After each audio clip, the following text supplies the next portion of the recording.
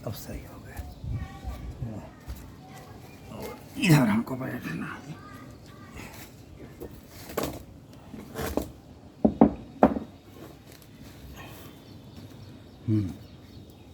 श्री राम जय जय राम, श्री राम जय जय राम। आज हम आपको जो है, आज हम इस समय जो है बेलपत्ती के नीचे बैठे हुए हैं।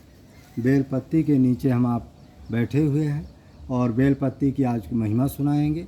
और जो 13 पत्ती का बेलपत्र है उसको ले आवें क्या? चलो बाबा, इसमें बाद में दिखा देंगे। तो आज ये सावन के महीना में भोले बाबा जी को किस तरह से पूजन करें, किस तरह से उनकी आराधना करें, कौन सा मंत्र जपें और कैसा मंत्र जपें, स्त्री को कौन सा मंत्र जपना चाहिए, पुरुष को कौन सा मंत्र जपना चाहिए, और बेलपत्ती की क्या महिमा है, और कैसे भोले बाबा जी को खुश करें। ये सावन के महीना में कैसे शिवलिंग बना करके उनकी पूजा पाठ करें, ऐसा यही सब के बारे में बताएं। तो सर्वप्रथम हमको क्या करना है, सावन के महीना की महिमा क्या है। सावन का पूरा महीना भगवान शंकर जी के लिए अर्पण है। यदि हो सके, भगवान की कृपा दया हो, समय हो, तो पूरा महीना 30 दिन पूरे महीना आपको रोज़ शिवलिंग बनाना है। यदि कहीं अगल बगल मंदिर है तो वहाँ जा कर के रोज़ उनकी माने 11 पत्ती या 21 पत्ती या 51 पत्ती या 108 पत्ती आपको डेली शिवलिंग में चढ़ाना है। थोड़ा सा जो है अक्षत लेना, चावल लेना है। यदि भगवान की कृपा से वो क्या बोलते हैं मदार का जो है पुष्प मिल जाए वो और अच्छा है। और यदि उसका भी पुष्प मदार का मिल जाए या उसका कई ऐसे पुष्प होते जो भगवान को प्रिय है, तो वो पुष्प यदि मिल जाए तो उसको चढ़ा देना चाहिए। फिर क्या करना चाहिए, फिर उनसे जो है 2 प्रकार का मंत्र है। एक ओम नमः शिवाय, ये पुरुष लोग ये पुरुषों का मंत्र है। ओम नमः शिवाय ये पुरुष लोग जपे, और नमः शिवाय ये स्त्रियाँ जपे। क्योंकि अभी एक भक्त ने हमको कमेंट किया कि महाराज जी महापुराण माने विष्णु माने भोले बाबा के पुराण में लिखा है या शिव पुराण में लिखा है कि महिलाओं के लिए नमः शिवाय शब्द का उच्चारण करना है, और पुरुषों के लिए ओम नमः शिवाय। इस तरह से आप मंत्र का उच्चारण करके भगवान 108 बार या 51 बार भगवान जल को अक्षत के साथ या ये बेलपत्र के द्वारा आप जो है डेली पूजन कर सकते हैं। यदि आपके आसपास जो है कोई शिवलिंग नहीं है तो आप जो है दुकान से भी एक शिवलिंग खरीद करके उसकी भी आरती पूजा आप कर सकते हैं। और यदि आपको वहाँ भी कहीं नहीं मिलता है तो आप जो मिट्टी का ही शिवलिंग बना सकते हैं, लेकिन मिट्टी हमेशा बिल्कुल शुद्ध होनी चाहिए। ऐसी जगह मिट्टी जो है 1 फुट जो है ज़मीन के नीचे की मिट्टी होनी चाहिए, या कोई पहाड़ वहाड़ का टीला उसका जो है मिट्टी हटा करके थोड़ा हटा कर तब मिट्टी बनाना चाहिए। मतलब एकदम शुद्ध मिट्टी हो तभी शिवलिंग बनाना चाहिए। या कहीं देहात से मिट्टी मिले, शहरों में मिट्टी तो शुद्ध मिल ही नहीं सकती, एक देहात की मिट्टी मिले तो बहुत अच्छा। उसका भी शिवलिंग बना करके बाकायदे शिवलिंग बनाना है, बाकायदे नंदी महाराज जी बनाना है, बाकायदे उसमें जो सर्प है उनको आपको बनाना है। फिर उनको भी पंचगव्य के द्वारा स्नान करना है। पंचगव्य कहते हैं किसे हम, माने जैसे दूध माने घी, माने गाय का घृत हो, गाय का दूध हो, गाय का जो है माने दही हो, और जो है शहद हो, और इस तरह से 5 चीज़ों को मिला करके, और शक्कर हो, ये 5 चीज़ों को मिला करके माने डेली भोले बाबा जी के शिवलिंग में बाकायदे पूजा करना चाहिए। इस तरह से जो पूजा करता है विधिवत 1 महीना तक, जिसमें सोमवार का दिन विशेष है, और यदि रोज़ ना हो सके तो सोमवार को ये ज़रूर करें। हाँ, यदि मान लो आपके पास किसी तरह कोई व्यवस्था नहीं है, बहुत बिजी है, पर्याप्त है, तो आप चाहें तो हमारे पास भी आप पैसा रुपया भेज करके हम भी पंडितों के द्वारा आपके नाम का माने आपके नाम का जो है संकल्प पूर्वक जो है भगवान रुद्राभिषेक या शंकर जी का या शिव अभिषेक हम भी करा सकते हैं। लेकिन अब यहाँ की जो है माने थोड़ा खर्चा पानी ज़्यादा लगता है, क्योंकि 3 पंडितों को बुलाएंगे, उनके खाने पीने को होगा, आने जाने किराया भाड़ा, तो यहाँ थोड़ा ज़्यादा लग जाएगा। तो यदि आप अपने यहाँ करेंगे तो बहुत अच्छा है। इस तरह से आपको 1 महीना तक लगातार जो व्यक्ति अपने जीवन काल तक करता है तो भगवान के धाम जो है कैलाश लोक को जाता है। फिर जो है आपको एक और महिमा सुनाते हैं। शिव जी कहते हैं ना कहते हैं अच्छा, इस समय जो है लोग जो है ये क्या बोलते हैं, कांवड़ यात्रा चल रही है, इसकी भी महिमा है।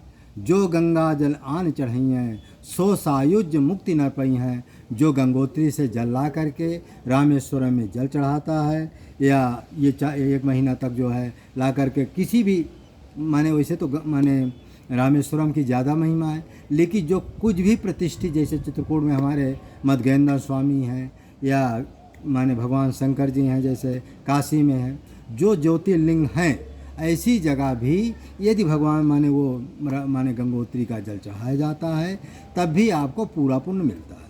हाँ, यदि किसी कारणवश वहाँ नहीं जा सकते हैं तो आप जैसे अनसुईया जी है, अनसुईया में भी शुद्ध एकदम प्योर जो है गंगा जी का जल निकलता है, यहाँ का भी जल लेकर के आप चढ़ा सकते हैं। तो ऐसे तमाम उपाय हैं भगवान शंकर जी को खुश करने के लिए। लेकिन उससे बड़ा उपाय है क्या?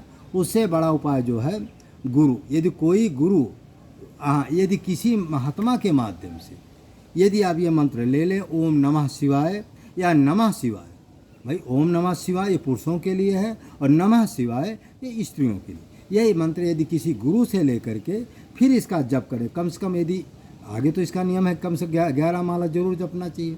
यदि 11 माला ना भी हो सके तो कम से कम जो है 1 माला पर डे जपना चाहिए। ऐसा करने वाला व्यक्ति, और एक चीज़ और है, भगवान बार बार कहते हैं कि मोते अधिक संत कर लेगा। इतना सब कुछ सत्कर्म करते हुए और महीना में 1 बार, सावन के महीना में जंगल के महात्माओं के लिए भंडारा जरूर करो। क्योंकि कितना भी आप सत्कर्म करो, लेकिन यदि संतों की सेवा नहीं करते हो, संतों को खिलाते पिलाते नहीं हो, तो भगवान कहते हैं कि ठीक है तुम कर रहे हो, अच्छा पुण्य तो मिलेगा क्योंकि सत्कर्म है, लेकिन मैं तभी खुश होता हूँ क्योंकि जब संत को खिलाओगे। संत भगवान का साक्षात रूप है और संत जगत गुरु भी है। तो जो व्यक्ति संतों को नहीं खिलाता है, संतों के प्रति श्रद्धा भक्ति नहीं रखता है, तो ठीक है पूजा करोगे फल मिलेगा, ज़्यादा ज़्यादा बहुत अच्छा पूजा करोगे तो बैकुंठ कैलाश लोक चले जाओगे, ये सब बात है। लेकिन भगवान की कृपा नहीं मिलेगी, माने भगवान भोले बाबा जी कृपा नहीं मिलेगी।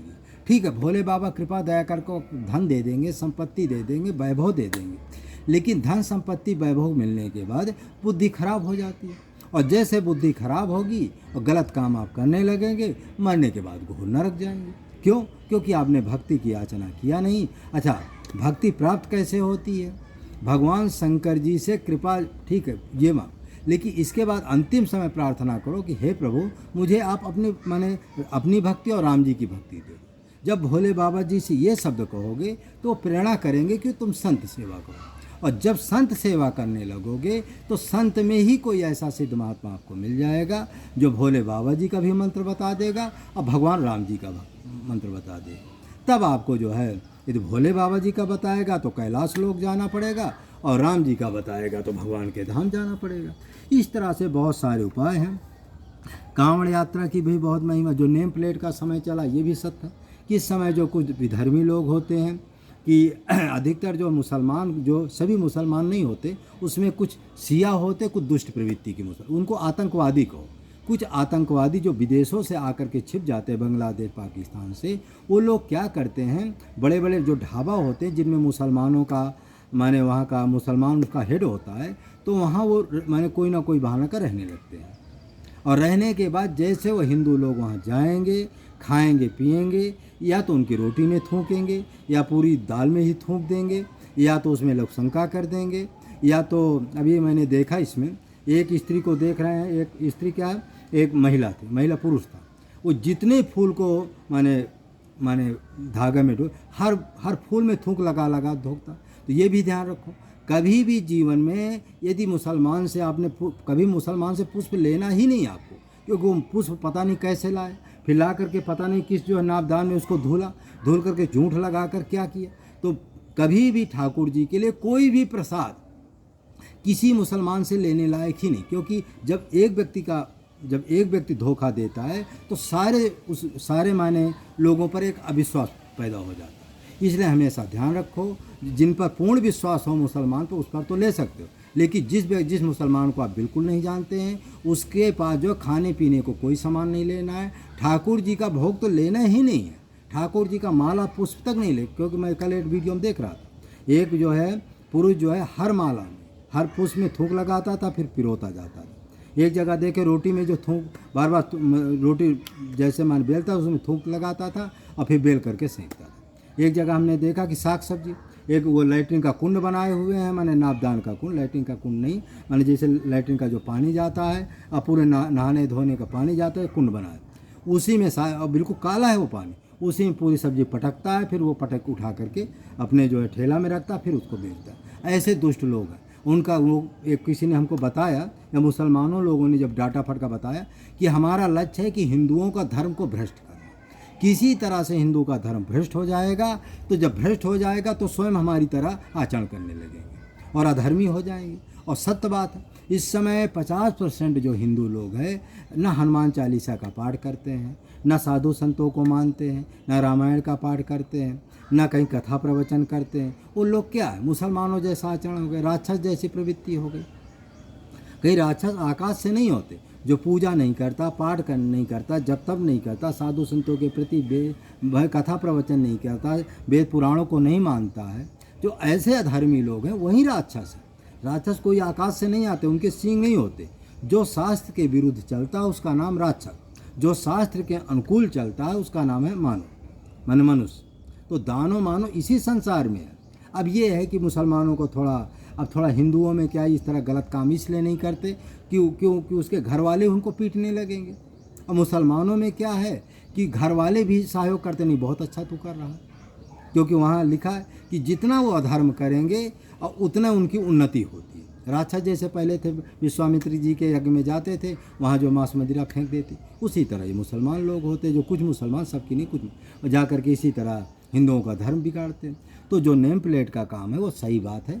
आप लोग अपने अपने जहाँ पर आपकी दुकान हो, खाने पीने की दुकान हो, नेम प्लेट लगावें और उसमें लिख दे कि शुद्ध शाकाहारी भोजन और बिना लहसुन प्याज के, या जो ठेला लगावें उसमें भी शुद्धता पूर्वक रहे। तो इस तरह। और एक चीज़ और, कोई भी साग सब्जी आप घर में लावें उसको बाकायदे शुद्ध पानी से 2 बार 3 बार जरूर धो लें। कोई भी फल फूल माने खाने पीने का कोई सामान लावें उसको ज़रूर 2 बार 4 बार धो लें। और जिस फैक्ट्री से खाने पीने को सामान आवे, चाहे कोई हो, चाहे आटा हो, कोई मसाला हो, कोई चीज़ हो, इसको ध्यान रखिए, पता लगाइए कि कहीं मुसलमान की फैक्ट्री तो नहीं है। यदि मुसलमान की फैक्ट्री से सामान आया हुआ हो उसको बिल्कुल न लें। इससे अच्छा रामदेव की फैक्ट्री ठीक है, क्योंकि रामदेव हिंदू है और वो कभी भी कोई भी सामान में गलत नहीं। 2 पैसा अधिक लग जाए, हमारा धर्म तो बचेगा। जब धर्म बचेगा तभी तो आगे बढ़ोगे। अब हम आपको जो है, जो भगवान, जो मैंने ये माने सावन के महीना में जो सत्कर्म करते उसका फल क्या, वो जाते कहाँ और जाने के बाद वहाँ सुख क्या है, इसके बारे में बताता हूँ। हमारे दादा गुरुजी परमहंस श्री राम मंगलदास जी के सामने कबीर साहब प्रकट हुए और कबीर साहब बता रहे हैं कि मैं कैलाश लोक गया था। कैलाश लोक में मैं क्या देखता हूँ कि कहते हैं, कहो हाल कैलाश का सुनिए कान लगाए, निज नयनन देखा है सो कछु देव लिखा है। कहते कहो हाल कैलाश का सुनिए कान लगा, माने परमहंस श्री राम मंगलदास जी से कहते हैं कबीर साहब कि मैं निज नयनन देखा है सुनिए कान लगा, निज नयनन देखा है सो कुछ देन, जो मैं निजी अपने इन्हीं आँखों से देखा है। हे परमहंस श्री राम मंगलदास जी, है मेरे गुरु भाई, आपको वहीं मैं लिखाने जा रहा हूँ। इसी बात को कबीर साहब जो है कैलाश लोक का वर्णन जो है हमारे दादा गुरु परमहंस श्री राम मंगलदास जी के सामने उन्होंने कैलाश लोक का वर्णन किया कि कैलाश लोक है कैसा, वहाँ क्या क्या सुख सुविधा है, कौन से व्यक्ति वहाँ जाते। जो भगवान शंकर जी का पूजा करते हैं, पाठ करते हैं, वो सभी भगवान के धाम कैलाश लोक जाते हैं। अब कैलाश लोक का वर्णन सुनिए। है कैलाश परम सुख धामा, गणन सहित करते विश्रामा, राम नाम के जानन हारे, सो सब जगत प्रचार प्रचारे। है आचार नाम के भाई, दर्शन ते दुख दूरी पराई, बीज मंत्र नित्य जापत हमेशा, सब लोकन का प्राण कैला लोक प्राण कलेसा। कहने का अभिप्राय ये है कि है कैलाश परम सुखधाम। वो कैलाश परम सुखधाम कैसा है, गणन सहित करते विश्राम, वो कैलाश लोक जो है सोने की बनी हुई ज़मीन है, बिना वहाँ जो है मड़ियों का आगे है, तो सोने का बना हुई बहुत सुंदर ज़मीन है। और क्या है, सोने की बढ़िया बनी हुई ज़मीन है, बड़े बड़े स्वर्ण महल बने हुए हैं और उसके अंदर बहुत सा लंबा चौड़ा अच्छा वृक्ष है, उसके नीचे शिवाजी रहते हैं। और जितने जो जीवात्मा यहाँ मरता भगवान शंकर जी की पूजा करता है, ओम नमः शिवाय या नमः शिवाय, जो स्त्री पुरुष दोनों मिलकर के इसका पूजन करते हैं और लगातार पूजा करते हैं, मरते दम तक पूजा करते हैं, शिवलिंग की पूजा करते हैं, बेलपत्र चढ़ाते हैं, तो ऐसे भक्तों किसी अच्छे महात्मा से गुरु मंत्र लेकर के भगवान शंकर जी की पूजा करते हैं, ये सब कैलाश लोग जाते हैं। उसकी आयु कितनी, 96 करोड़ वर्ष उसकी आयु है, माने 96 करोड़ वर्ष तक आपको वहाँ सारी सुख सुविधा मिलेगा। आगे बताएंगे क्या क्या खाने को मिलेगा। और गणन सहित करते विश्राम, भगवान शंकर जी वहाँ जितने गण हैं, नंदी है, भद्रसेन है, वो आपके माने पार्वती जी हैं और कार्तिकेय जी हैं, गजानन है, सभी जितने उनके गण हैं, नंदी महाराज जी, ये सभी लोग कैलाश लोक में ही रहते हैं। ऐसा इसमें लिखा। कैलाश लोक है कहाँ, आकाश के ऊपर जो ये तारे देख रहे हैं, तारे से बहुत ऊंचे जो है वो कैलाश लोक है। वो वर्तमान में हम लोगों को नहीं दिखाई दे सकता है, देखो क्योंकि कुछ सीमा, जैसे सूर्य तक सीमा है, चंद्रमा तक सीमा, कुछ तारे तक सीमा है, इसके बहुत ऊपर जो है वो कैलाश लोक है। वो नेत्र, ये दिव्य साधारण नेत्रों से नहीं दिखाई दे सकता है, दिव्य दृष्टि से वो लोग दिखाई देता है जिन सिद्धों को, लेकिन वो ऊपर आकाश के ऊपर है। ये जो जहाँ पर आप लोग जो सोच रहे हैं कि जो पर्वत है कैलाश पर्वत, यहाँ का वर्णन नहीं है, ये आकाश के ऊपर वाला वर्णन है, ठीक है। अच्छा, अब क्या है, राम नाम के जानन हारे, सो सब जगत प्रचार प्रचारे। वो माने हमारे भोले बाबा भगवान शंकर जी राम नाम का गूढ़ से गूढ़ रहस्य जानते हैं। जो व्यक्ति राम नाम का गूढ़ रहस्य जानता है, मैंने कई बार आपको बताया है कि राम नाम 4 प्रकार से जपा जाता है। बैखरी वाणी से जो राम नाम जपते हैं वो दूसरे वैकुंठ में उसका वास होता है, उसकी आयु जो है 46 करोड़ वर्ष है। जो मध्यमा वाणी से जपा जाता, जो मन से कहते हैं, जिसको कंठ से कहते हैं, जो इसके द्वारा जो राम नाम का जप करते हैं, उसका तीसरे वैकुंठ में वास होता है, उसकी आयु 72 करोड़ वर्ष है।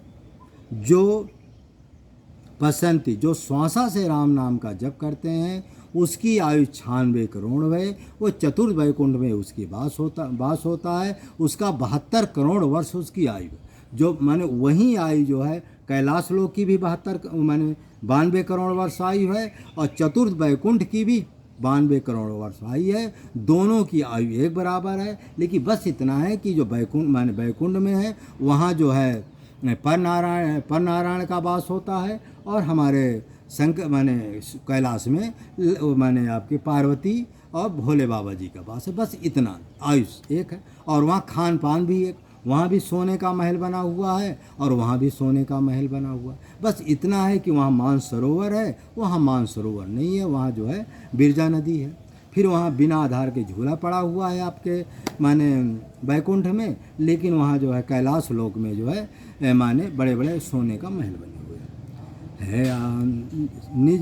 निज सब जगत प्रचार।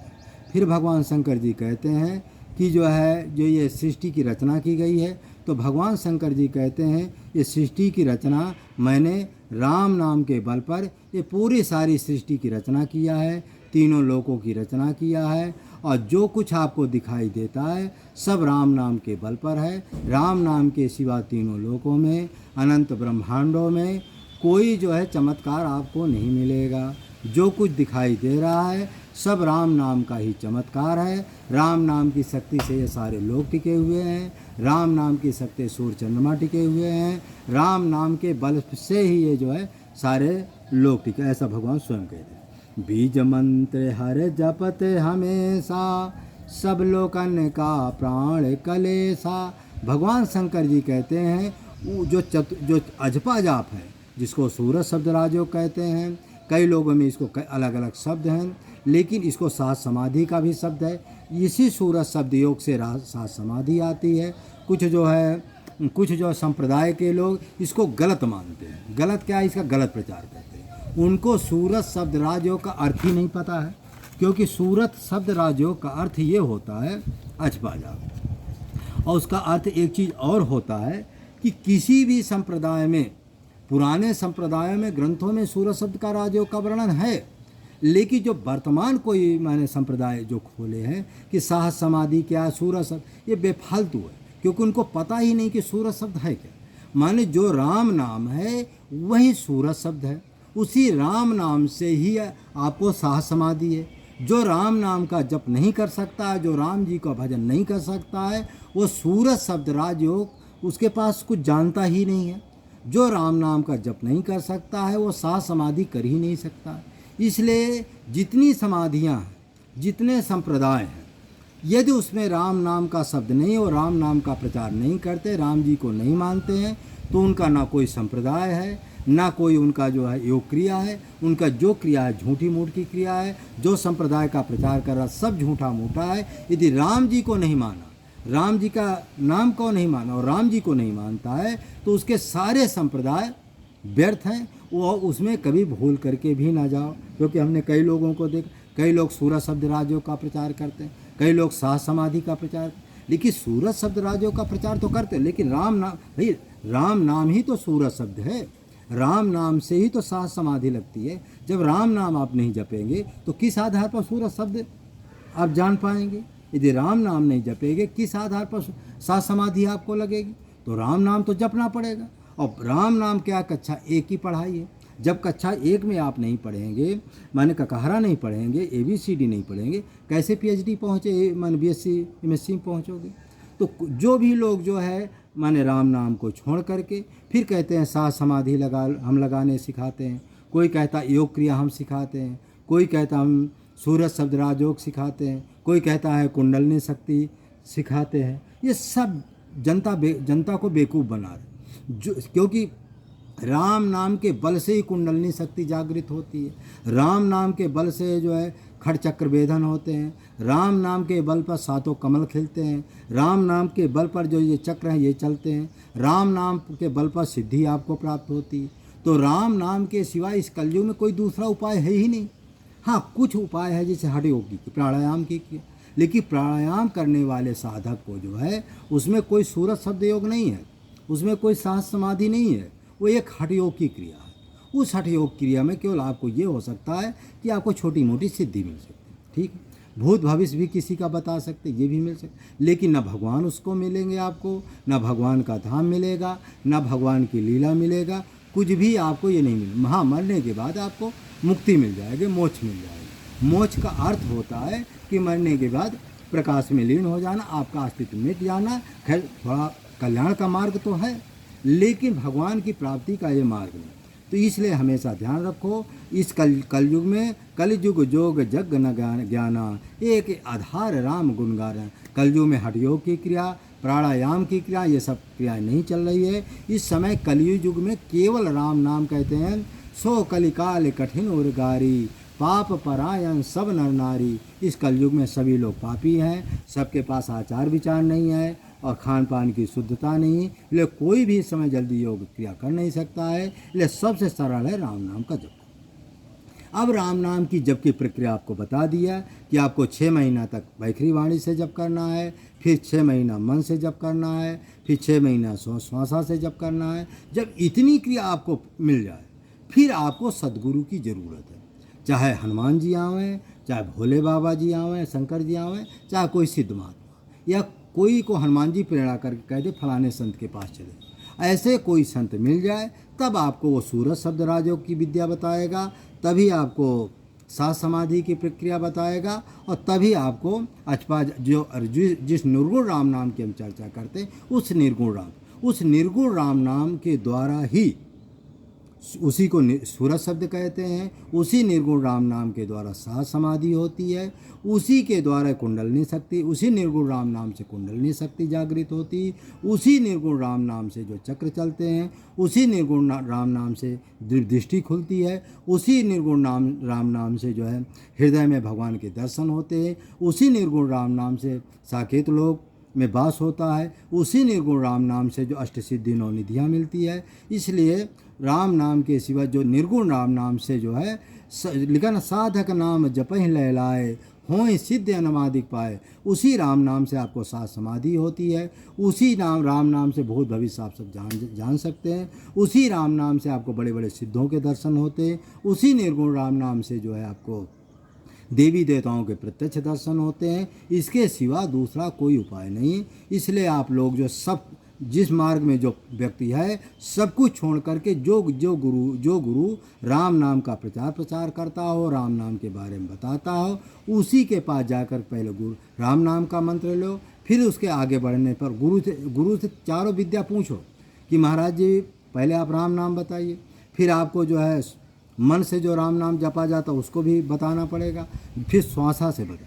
3 क्रिया यदि महात्मा जानता है तो वो आपके गुरु के योग है, उसी को आप समझ लो सच्चा गुरु है।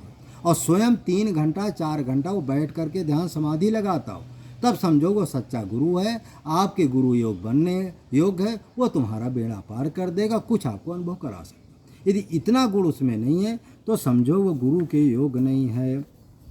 फिर क्या है, बीज मंत्र नित्य जपते हमेशा, सब लोकन का प्राण कलेसा। इसी बीज मंत्र को हमेशा जो है जो व्यक्ति हम भगवान शंकर जी जपते हैं, और जो कि तीनों लोकों अनंत ब्रह्मांडों की उन्हीं राम नाम पर भी तीनों लोग टिके, ऐसा भोले बाबा जी के। अब कैलाश का सुनो हवाला, अब कैलाश का सुनो हवाला, फाटकता पर एक दीर्घ विशाला, बैठे ता गज बदन विशाला, हरिमर्दन कालहु कर काला। अब उस कैलाश का वर्णन कैसा है, उस कैलाश वर्णन जैसे आप प्रवेश करेंगे अपने सूक्ष्म शरीर से, जब जीवात्मा मर जाता है तो बहुत लंबा चौड़ा एक विशाल दीर्घ विशाल एक फाटक है, और उस फाटक के रखवाली कौन करता है, बैठे ताह गज बदन विशाला, अरिमर्दन कालहु करे काला। वहाँ एक विशाल रूप में जो है माने गणेश जी विराजमान है, वहाँ के वो द्वारपाल, वो बिना हुक्म बिना और अरिमर्दन काल, वो इतना विशाल है कि माने कालों के महाकाल है, मर्दन मान मारने वाले के मारने वाले हैं, माने उनसे कोई जीत ही नहीं सकता है। ऐसे गजबदन भगवान गणेश जी वहाँ माने द्वारपाल के रूप में। बिना हुक्म के सुनो कैलासा, जान न जावे सुनो बतासा। कहते बिना भगवान गणेश जी के हुक्म के बिना उस कैलाश लोक के अंदर कोई भी जीवात्मा नहीं जा सकती है। लेकिन जो भी जीवात्मा को जाएगा तो वहाँ गणेश जी का आदेश लेना पड़ेगा, तब फिर अंदर आपका प्रवेश हो सकता है। एक दंत सो रहा भुजा, भाल सिंदूर विशाल, गौर बदन सुंदर सदन, उर्मुक्तन उर्माल। गज मुक्तन उर्माल कहने एक दंत है और 16 भुजा। उनके जो 2 दंत थे आपको बताएं, परशुराम ने एक दंत को नष्ट कर दिया, तो एक दंत है और 16 भुजा, विशाल रूप में 16 भुजाएं हैं। माने गणेश जी के वहाँ 16 भुजाएं हैं, और काल 16 भुजाएं, और बाल सिंदूर विशाल, माने सिंदूर जैसा गौरांग सिंदूर जैसा उनका कलर है, रंग है। ऐसे जो है कैलाश लोक में माने गणेश जी विराजमान हैं। और गौर बदन सुंदर, माने गौर बदन है, सुंदर गौर रंग के हैं और सुंदर बदन है। और गज मुक्तन की माला उनके गले में पहरी हुई है। भस्म लगी तन सोहें चमके, भस्म लगी तन सोहत कैसे, देखो मुख में दर्पण जैसे, 4 भुजा शिव शंकर पाही, अलख निरंजन अंतरयामी। कहते हैं कि दाहिने कर त्रिशूल विराजय, बाएं कर डमरू साजय। कहते जैसे आप कैलाश के लोक के अंदर आएंगे तो वहाँ भस्म लगी, माने भगवान शंकर जी के पूरी शरीर में भस्म लगी है और चमक रहा पूरा भस्म ही उनका, माने जैसे मुख में देखा जाए, जैसे मुख में हम दर्पण देखते हैं उतना पूरा शरीर उनके शरीर में अपना शरीर दिखने लगता, ऐसा वो भस्म में चमक है। फिर कहते हैं 4 भुजा, उनके 4 भुजा हैं और 4 भुजा शिव शंकर, उनके 4 भुजाएं हैं। और क्या अलख निरंजन, वो अलग है, निरंजन, जिनका वर्णन नहीं किया जा सकता, और अंतर्यामी है। दाहिने में जो है त्रिशूल रखे हुए, बाहें में जो है डमरू विराजे। ऐसे भगवान शंकर जी कैलाश लोक में रहते हैं। और क्या है, और वहाँ पार्वती जी कैसे रहती हैं? 8 भुजा सो हैं जगदम्बा, जिनको कहते सुर मुनि सब अम्बा। कहते हैं वहाँ पार्वती अष्टभुजा में रहती हैं, उनके उसी तरह उनके सब आयुध रहते हैं, और सभी जो है सुर मुनि उनको जगदम्बा कहते, आदिशक्ति जगदम्बा कहते हैं। भैरव जी कोतवाल हैं, करे सबे सन्मान, जो जैसा भोजन चाहें वैसा दे समान। वहाँ जो है भैरव जी कोतवाल हैं, जो जीवात्मा यहाँ से जाता है, स्वर्ण महलों में रहते हैं, उनके लिए जिस समय उनको भूख लगती है और कोतवाल जी के पास जाते हैं, माने क्या भैरव जी के पास, उनको जैसा भोजन की ज़रूरत है निकाल कर दे देते, बढ़िया खाते हैं, स्वर्ण महलों में रहते हैं और समय समय पर भगवान का दर्शन करते हैं। ऐसे वहाँ के पुण्यात्मा जीव हैं। नंदी जी प्रसन्न मुख माही, राम नाम नित क्षण क्षण माही, राम नाम बिसरत। और नंदी जी भी वहाँ विराजमान है और क्षण मात्र के लिए राम नाम को नहीं बिसरते, दिन रात राम नाम का ही जप करते हैं। यही जो है वहाँ की महिमा है। कैलाश भवन के मध्य में आहें अक्षय वट वृक्ष, ताकि शोभा को कहो अति कोमल अति स्वच्छ। ताके नीचे रहते हैं गिरिजा सहित महेश, रहे और भवन सब भवन में समय समय हो के। वहाँ एक बहुत बड़ा अक्षय का वृक्ष है, जिसकी लंबाई चौड़ाई अगणित है। वहीं पर शिव जी और शिवाजी पार्वती जी प्रकट कर बैठे हुए राम नाम का खंड जप्त करते हैं, और समय समय के अनुसार सुबह शाम जितने गण हैं उनके सामने प्रवेश होते पुण्यात्मा, और बाकायदे उनकी आरती पूजा होती, फिर अपने अपने भवनों में चले जाते हैं। इस तरह से अब भोले बाबा वहाँ नित्य राम नाम का जप करते हैं, वहाँ पार्वती जी भी राम नाम का जप करती हैं। उसी राम नाम के जप से पार्वती जी भी अमर हैं, उसी राम नाम के जप तक भोले बाबा जी अमर है। इसी को अमर कथा कहते हैं, और दूसरा कोई अमर नहीं। दुनिया में ऐसा कोई ग्रंथ नहीं, ऐसा कोई मंत्र नहीं जो अमर बना। राम नाम के सिवा दुनिया में ऐसा कोई मंत्र नहीं, कोई ऐसा तंत्र नहीं जो हमेशा के लिए अमर बना दे। क्यों, राम नाम में ही एक ऐसी शक्ति है जो अमर बनाने वाले को भी अमरता का वरदान देने की शक्ति होती है। और इस तरह से पावे हाब्य अनार सब भूषण बसन है जान, मान सरोवर है तहाँ नित्य प्रतिकर स्नान। वहाँ जितने लोग होते गोलोक से हब और अनार आता है, और दोनों समय पर उनको खाने पीने को बढ़िया मिलता है, भूषण बसन मिलता है, बढ़िया खाते हैं। मान सरोवर है तहाँ नित्य प्रति करें, और नित्य प्रति जो मान सरोवर का वहाँ बहुत बड़ा तालाब है, सरोवर है, उसी में बढ़िया रोज स्नान करते हैं, और भोले बाबा जी की माने भोले बाबा जी का जप करते हैं, और उनकी आरती पूजा करते हैं, और बढ़िया से आनंद से रहते हैं। इस तरह से अजर अमर, इस तरह से वहाँ के सभी पुण्यात्मा रहते हैं। राम नाम सुमिरने करें मैं परिवार के आप, अजर अमर सब रहते सदा, प्रभु की हैं प्रभु आप। कहते हैं वहाँ जितने गण हैं सभी, जो वहाँ आदिवासी जो वहाँ पुण्यात्मा है, वो तो कोई जपोम नहीं करते, अपने पुण्य का भोग करते फिर धरती में आ जाते। लेकिन वहाँ जितने गण हैं वो सब अमर हैं, जैसे नंदी जी हैं, भद्रसेन जी हैं, गणेश जी हैं, पार्वती जी हैं, कार्तिकेय, ये सब जितने गण हैं ये सब अमर हैं। और सभी लोग, इसमें स्पष्ट लिखा राम नाम सुमिरन करें मैं परिवार, सभी लोग राम नाम का सुमिरन करते हैं, पूरे परिवार के साथ जो है भगवान शंकर जी पार्वती राम नाम का सुमिरन करते हैं। और सभी, इसमें लिखा अजर अमर रहते सदा हैं अपने आप, हैं प्रभु आप है। सभी जो माने जितने रूप धारण किए, भगवान शंकर जी नंदी बने हुए, भगवान शंकर जी गणेश बने हुए, भगवान शंकर जी सब कुछ बने, ऐसा इसमें लिखा है। शिव के धाम को जाए जहीं, शिव के धाम को जाए जो, सो सीधे कैलाश चढ़ विमान को जाते हैं, और कहाँ को जाए। इस तरह से भगवान शंकर जी के धाम में जो जाता है तो 96 करोड़ तक वहाँ पुण्यात्मा का वास होता है। इसलिए इस वीडियो को अधिक से अधिक आप लोग लाइक करें, शेयर करें, 1 महीना तक जो है इसको करें। किसी को कुछ पूछना है तो हमसे आप लोग जो है व्हाट्सएप में डाल करके पूछ सकते हैं, व्हाट्सएप में लिख करके पूछ सकते हैं। ज़्यादा प्रश्न उत्तर ना करें तो अति उत्तम होगा, केवल प्रश्न उत्तर इसी में हो सकता है।